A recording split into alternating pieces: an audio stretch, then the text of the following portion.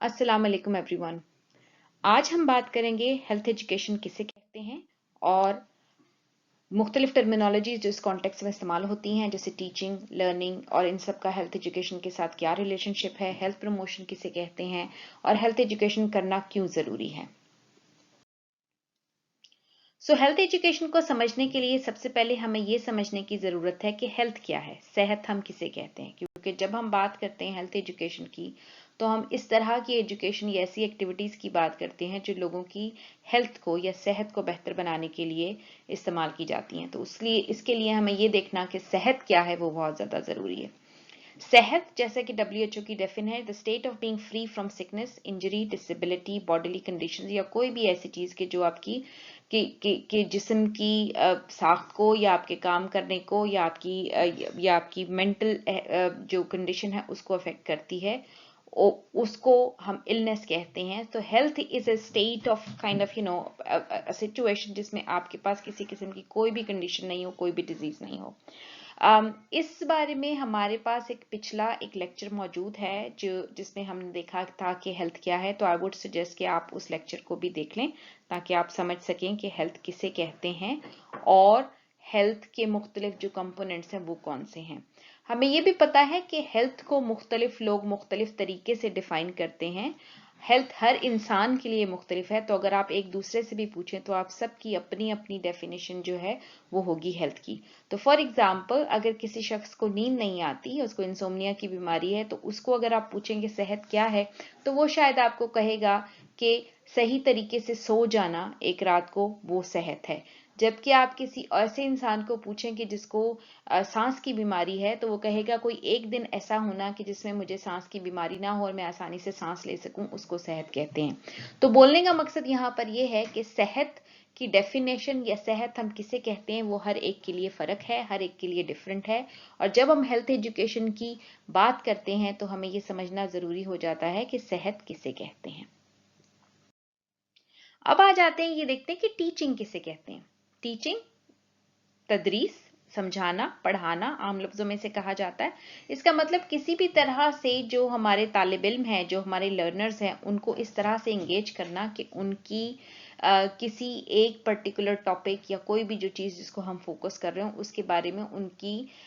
जो मालूमात है उसमें इजाफा हो सके। सो टीचिंग कोई एक सिंपल चीज़ नहीं होती, उसमें बहुत सारी तरीके से आपको बहुत सारी एक्टिविटीज़ करनी पड़ती हैं, सोचना पड़ता है, समझना पड़ता है कि आप किस तरह से लेसन प्लान करेंगे, किस तरह से लेसन डिलीवर करेंगे, किस तरीके से आप पूरी तैयारी के साथ अपनी जो एक्टिविटीज़ किस तरह से प्लान करेंगे ताकि जो आपके लर्नर्स हैं, जो आपके तालिब इल्म हैं, उनको आप वो सिखा सकें जो आपको लगता है कि उनको सीखना ज़रूरी है। लर्निंग, लर्निंग किसे कहते हैं? लर्निंग इसका मतलब है सीखना। तो वो सारी एक्टिविटीज़ या वो सारे प्रोसेसेस जो कि हम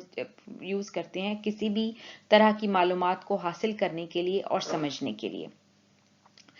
जैसे कि दूसरा पॉइंट कहता है it is about what students do, not about what the teachers do. तो ये वो सारी एक्टिविटीज हैं कि जिसके जरिए से as a student, as a learner आप अपनी पढ़ाई में इजाफा करते हो। जिसमें कि फॉर एग्जांपल आपने अगर लेक्चर अटेंड किया, सेशन अटेंड किया, तो वो एक एक्टिविटी है। आपने किताब पढ़ी या कोई आर्टिकल्स पढ़े या दूसरी चीज पढ़ी, वो दूसरी एक्टिविटी है। आपने उन चीजों को पढ़ के उसके बारे में अपनी सोच और समझ और आपका क्या ख्याल था, क्या आपने सीखा, वो लिखा, वो तीसरी एक्टिविटी है। आपने कोई मूवी देखी या कोई भी ऐसी एक्टिविटी की जिससे आपकी सीखने का आपको इंफॉर्मेशन मिली और आप उससे सीख पाए, उसे हम कहते हैं लर्निंग।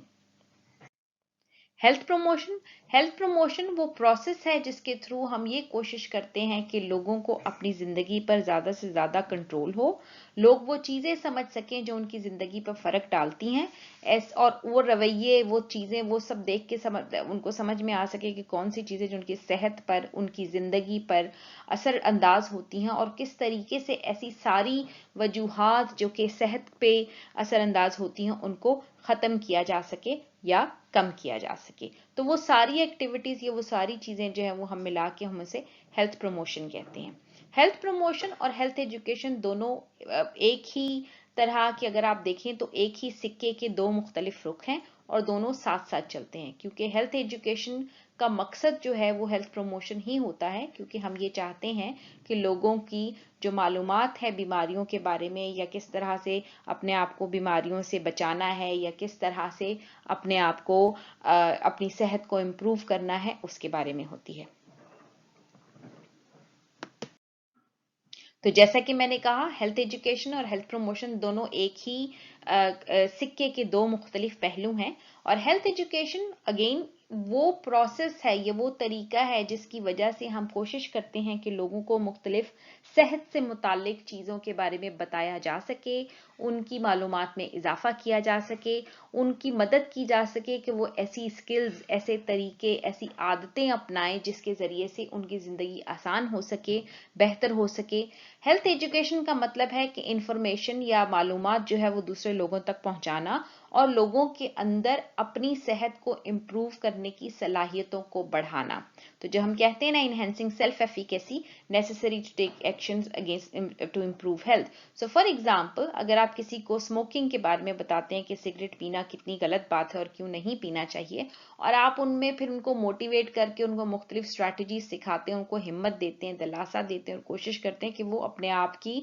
उस आदत को कंट्रोल कर सकें, तो वो सारी जो चीज़ें जो आप करते हैं उसको इन्फॉर्मेशन प्रोवाइड करने के लिए, समझाने के लिए, बताने के लिए, और वो तरीके इस्तेमाल करने के लिए कि जिससे वो स्मोकिंग की आदत को छोड़ दें, वो सब के सब हेल्थ एजुकेशन के अंदर आते हैं। हेल्थ एजुकेशन क्यों जरूरी है? हेल्थ एजुकेशन इसलिए जरूरी है कि हम ये चाहते हैं कि लोगों की क्वालिटी ऑफ लाइफ इंप्रूव हो सके। जब किसी को बीमारियां नहीं होंगी, जब वो अच्छी जिंदगी का जो है अपनी गुजारेगा, अपनी उसके हालात अच्छे होंगे, ठीक होगा, तो उसके जरिए से उसकी क्वालिटी ऑफ लाइफ इंप्रूव होगी। हम चाहते हैं कि लोग प्री मेच्योर डेथ या वक्त से पहले जो मर जाते हैं वो उसमें कमी की जा सके, और वो उनकी, क्योंकि अगर आप अपनी जिंदगी को इम्प्रूव करेंगे, अच्छे तरीके से वॉक करेंगे, एक्सरसाइज करेंगे, सही तरह से सोएंगे, खाना पीना ठीक करेंगे, तो आपको बीमारियां नहीं होंगी और आपकी जिंदगी जो है वो अच्छी तरह से गुजरेगी, और प्री मेच्योर डेथ के जो चांसेस हैं वो भी कम हो जाएंगे। इसके साथ साथ जब लोग अच्छे और हेल्दी रहेंगे तो इसका मतलब ये है कि उसका बर्डन जो है वो हेल्थ केयर सिस्टम पर कम पड़ेगा, पैसे जो हम खर्च करते हैं हेल्थ को इम्प्रूव करने के लिए वो कम होंगे, ऑपरेशंस की कम जरूरत पड़ेगी, और बहुत सी ऐसी सारी जो ऑर्गेनाइजेशन है, जैसे हॉस्पिटल हो गए, इंश्योरेंस एजेंसियां हो गई, या दूसरी तीसरी जो ऑर्गेनाइजेशन है, जो भी आप ले लें, उनके ऊपर जो बर्डन है वो काफी ज्यादा कम हो जाएगा, और जनरली हमारे लोगों की जो सेहत है वो ज्यादा अच्छी होगी। अब हम बात करते हैं कि हेल्थ एजुकेशन और principles of teaching and learning कौन से हैं। तो there are various principles of teaching and learning. तो अगर आपने कभी बच्चों को देखा हो तो आप ये देखेंगे कि बच्चे पहले किसी चीज को ऑब्जर्व करते हैं, बहुत देर तक देखते हैं कि लोग किस तरह से काम कर रहे हैं, क्या कर रहे हैं, फिर हाथ लगाकर छू कर उस चीज को महसूस करने की कोशिश करते हैं, फिर वो अगर आप उनको किसी चीज के बारे में बता रहे हैं, फिर वो आप जो कुछ कर रहे हैं उसको कॉपी करने की कोशिश करते हैं, और इस तरह से वो सीखते हैं। तो जब हम एडल्ट्स की बात करें, अब ऐसे लोग जो बच्चे नहीं हैं, बड़े हो गए, तो उनके अंदर कौन सी ऐसी चीजें हैं कि जहां पे जो उनको समझने में, लिखने में, पढ़ने में और इंफॉर्मेशन रिटेन करने में मदद देती हैं। तो ये जो प्रिंसिपल्स हैं इनको हम 7 प्रिंसिपल्स हैं, यहाँ पे आप देख सकते हैं 2 3 4 5 6 7 प्रिंसिपल्स हैं, जिसमें आता है readiness, exercise, effects, primacy, recency, intensity and freedom. अब इन सब का मतलब क्या है वो भी देख लेते हैं। रेडीनेस का मतलब यह है कि लोग उस वक्त अच्छा सीखते और समझते हैं जब हम उनको जब वो खुद तैयार हों कुछ अच्छी चीज सीखने के लिए। तो अगर मैं स्मोकिंग की एग्जांपल ले लूं, तो अगर कोई शख्स स्मोकिंग छोड़ना ही नहीं चाहता तो आप उसको कुछ भी बताते रहेंगे, उसकी समझ में बात नहीं आएगी। जबकि अगर उसके अंदर खुद थोड़ी सी ये है कि उसको स्मोकिंग छोड़नी है और वो चाहते हैं कि वो स्मोकिंग छोड़ दें, तो वो फिर इस आपकी बात सुनने और समझने के लिए तैयार होंगे। दूसरा पॉइंट है एक्सरसाइज।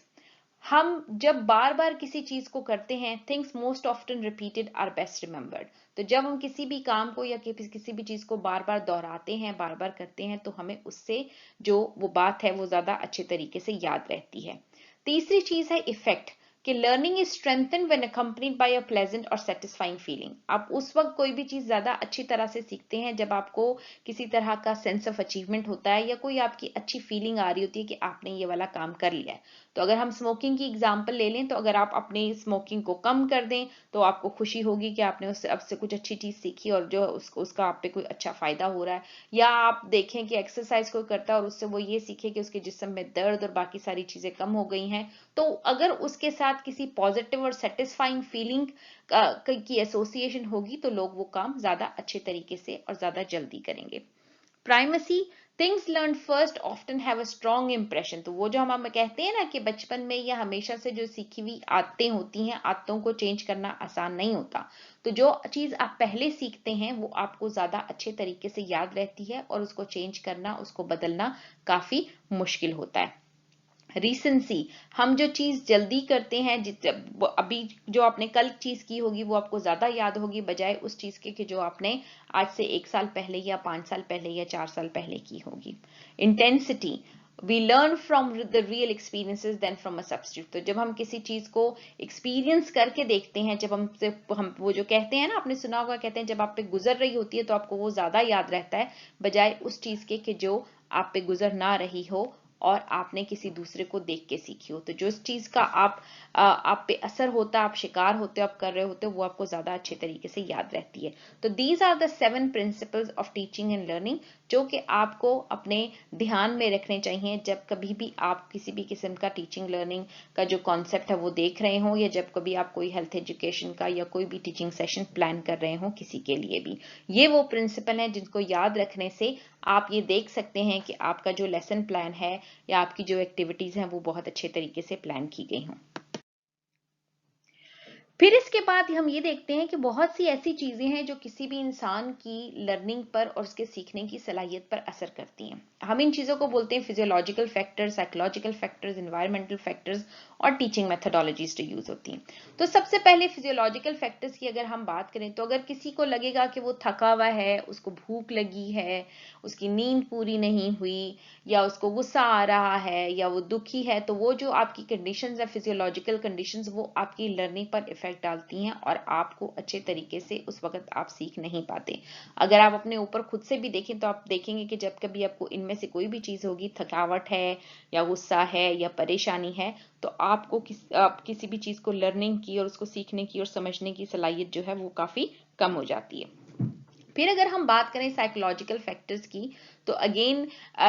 किसी भी तरह के इमोशंस या किसी चीज की कोई भी ऐसी चीजें कि जो आपकी आपकी साइकोलॉजिकल हेल्थ पे इफेक्ट डाल रही हों, या आपको लगे कि ये कंटेंट बहुत ज्यादा मुश्किल है, मुझे तो आएगा ही नहीं, खुद पे जितना आपका एतबार है या एतमाद है, या अब मैं क्यों याद कर रहा हूँ ये वाली चीज या कर रही हूँ, तो वो सारी चीजें आपकी लर्निंग पर और आपकी एबिलिटी टू लर्न करने पर फर्क डालती हैं। इन्वायरमेंटल फैक्टर्स, अगर आप किसी ऐसे कमरे में बैठे हैं कि जो प्लेजेंट नहीं है, जहां पे सर्दी के मौसम में बहुत ज्यादा सर्दी है या गर्मी में बहुत ज्यादा गर्मी है, या जगह साफ नहीं है या बदबू आ रही है, या कोई भी इस तरह की कंडीशंस है, इन्वायरमेंटल कंडीशंस है कि जो आपको आपकी इंगेजमेंट पर फर्क डालती हैं, तो बेसिकली वही मैं कह रही हूँ कि आपकी ये मुख्तलिफ फैक्टर्स हैं जो कि आपके सीखने और समझने की सलाहियत पर फर्क डालते हैं। फिर इसके बाद आ जाता है टीचिंग मेथोडोलॉजी, जो कि एक फैक्टर है। तो अगर आप देखें तो ये 3-4 चीजें हैं जो मिलकर फर्क डालती हैं किसी भी इंसान की समझने और सीखने की सलाहियत पर, और टीचिंग मेथोडोलॉजी उसमें से एक फैक्टर है कि जिसमें आप कौन से मेथड्स यूज कर रहे हैं, किस तरह से लोगों से बात कर रहे हैं, और क्या किस तरीके से अपना जो मैसेज है वो उन तक पहुंचा रहे हैं, उससे फर्क पड़ेगा। तो ये सारी चीजें मिलकर आपका कोई भी टीचिंग या लर्निंग जो प्लान है और आप उसको किस तरह से इंप्लीमेंट करते हैं और उसका असर कितना होता है, उस पर फर्क डालती हैं। तो जब कभी आपको कोई भी लेसन प्लान करना है या आपको कोई भी चीज करनी है तो आपको इन सारी चीजों का ख्याल रखना चाहिए। ऐसा ही है कि अगर मैं रात को 2 बजे उठा के आपको बोलूं कि आपने पढ़ना है इस वाले टॉपिक को, तो क्या आप पढ़ सकेंगे? नहीं। क्योंकि आपको नींद आ रही होगी। और अगर आप सो रहे हैं और अगर आपकी भूख लगी है तो भी आप नहीं पढ़ पाएंगे। अगर आपके पास टीचिंग मेथडोलॉजीज ऐसी हम यूज करेंगे जो आपकी समझ में नहीं आ रही और मैं आपको पहले दिन ही बोलूं कि जी आप टीचिंग करें जब आप रेडी नहीं है, तो वो चीजें आपको समझ में नहीं आ सकती। तो appropriate choice of strategies at the same time consideration of all other factors will help you develop a teaching plan which is very very effective for your students. Health education करने के लिए आप बहुत सी मुख्तलिफ किस्म की स्ट्रैटेजीज इस्तेमाल कर सकते हैं, जैसे कि आप लेक्चर्स दे सकते हैं, आप कोई कोर्सेज जो हैं वो ऑर्गेनाइज कर सकते हैं, आप लोगों में सेमिनार्स करवा सकते हैं, उनको आपस में बात करने पे मजबूर कर सकते हैं, वेबिनार्स करवा सकते हैं, वर्कशॉप्स कर सकते हैं, क्लासेस हो सकती हैं, डिस्कशंस की जा सकती हैं लोगों के साथ, रोल प्लेस किए जा सकते हैं। तो there are different strategies depending on कि आप किस तरह का मैसेजेस प्रोवाइड करना चाहते हैं लोगों को, उसी के हिसाब से इस्तेमाल होती हैं। आज से 10-15 साल पहले जब इंटरनेट और दूसरी सारी फैसिलिटीज इतनी नहीं थी तो लोग ज्यादातर रोल प्ले, डिस्कशंस, लेक्चर्स और इस तरह की चीजें इस्तेमाल होती थी। जैसे जैसे इंटरनेट का ज़माना आया और फेसबुक और दूसरे जो सोशल मीडिया है उसका इस्तेमाल आम होने लगा, तो अब हमारे पास वो ज़राए भी हैं कि जिनको हम इस्तेमाल करके लोगों में हेल्थ एजुकेशन को बढ़ा सकते हैं। तो जिसमें आप देखेंगे कि वेबिनार्स आ गए या वीडियोस हैं जो कि आप जैसे अभी देख रहे हैं, ये सारी चीज़ें भी आपको हेल्थ एजुकेशन देने में और लोगों तक अपना जो है मैसेज है वो पहुंचाने में मदद करती हैं। Characteristics of health education strategies की क्या होनी चाहिए? अच्छी स्ट्रैटेजीज कौन सी हैं? अच्छी स्ट्रैटेजीज वो हैं कि जहां पर आपने लोगों को, जो आपकी जो टारगेट पॉपुलेशन है वो आपके साथ इन्वॉल्व हो और वो आपके साथ कंट्रीब्यूट कर रही हो, आपको पता हो कि उनकी नीड्स कौन सी हैं, आपने एक्टिविटीज इस तरीके से प्लान की हो कि उनकी लर्निंग में और उनकी जो मालूमात में इजाफा हो रहा हो, आप उनको इंगेज करके उनसे बात कर रहे हो और आप सिर्फ एक ही तरह से मटेरियल प्रोवाइड नहीं कर रहे हो बल्कि 2-4 मुख्तलिफ तरीकों से आप दे रहे हो। तो अगर आप अपनी ही क्लास की एग्जांपल ले लें तो अगर आप समटाइम्स आपको प्रेजेंटेशंस करनी होती हैं, समटाइम्स आपको सिर्फ पढ़ना होता है, लेक्चर सुनने होते हैं, समटाइम्स आपको कोई वीडियोस देखनी होती हैं, समटाइम्स आपको रीडिंग करनी होती है, तो ये क्या है कि ये आपको एक ही मटेरियल मुख्तलिफ तरीके से जब आप देखते हैं तो एक ही तरह की जो चीज़ है वो सब पर काम नहीं आती। कुछ लोग पढ़ने से ज्यादा सीखते हैं, कुछ लोगों को सुनने से ज्यादा समझने में मदद मिलती है, कुछ लोग किसी दूसरे को काम करते हुए देख के ज्यादा अच्छे तरीके से सीखते हैं। तो ये सारे जो चीजें हैं ये आपको अपने जहन में रखनी होती हैं जब आप किसी भी किस्म का हेल्थ एजुकेशन का मटेरियल डेवलप कर रहे हो और लोगों के अंदर हेल्थ एजुकेशन पहुंचाने की जो है प्लानिंग कर रहे हो या कोशिश कर रहे हो।